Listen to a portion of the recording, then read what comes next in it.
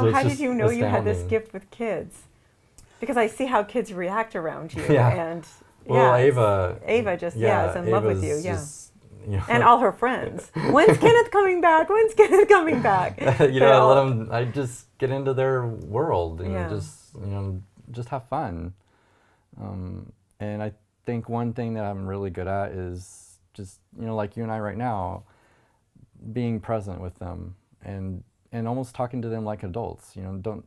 Not treating them like they're a kid in trouble or something like that, but just, if they have some fears, let them figure out and explain to me why they're afraid of the water. Yes. I've had 2-year-olds like, oh, I'm afraid. I'm like, well, what are you afraid of? And he's like, drowning. And I'm like, okay, how do you even know that concept? But since you did bring it up, can you explain to me why you have that fear? And a lot of times they will. And just listening to them, then we can, I'll either alter the way that I teach them, give them more Give me support. one example of what they would fear. I had a 2-year-old this summer that was afraid of drowning. I don't even know if he was 2 years old yet. Yeah, but where did that fear come from? What did he say? He wasn't really able to tell me where it came from, but he just said he was afraid of drowning. And I think it was because he didn't realize that his body would float yet. So in that aspect, I usually take the child and I'll set them on my leg and kind of bounce on one leg and then use their arms. I'll hold their hands. I'll support their body and use their, move their arms for them. Yes. And then I'll get them to grab my arm and lay them on the surface so they can start to feel buoyancy. And then from that point, it's usually a few more lessons and they're swimming on their own. So that's very good analogy for life.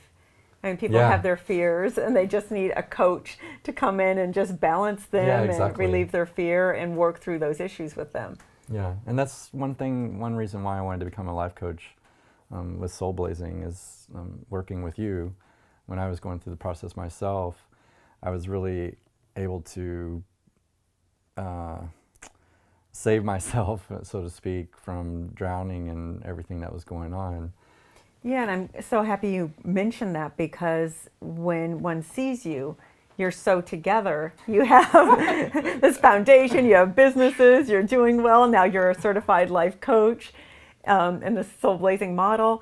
And still, you have issues. I have issues. We all, if you're growing and you're passionate about life, you're always going to have issues because you're always challenging yourself. Yeah, absolutely. Yeah, like me just moving to Spain. So many challenges came up and it really works on every level of going, what? Yeah. Why am I doing this? But it's good because it strips you away from all your comfort tools that you have, your crutches to get through life.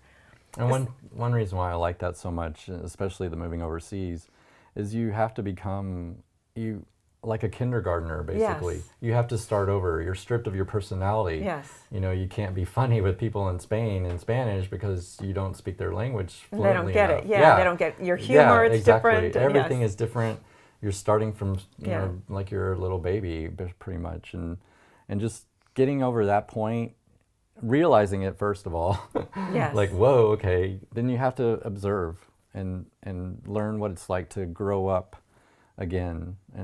And that is how you can accept more change, I think.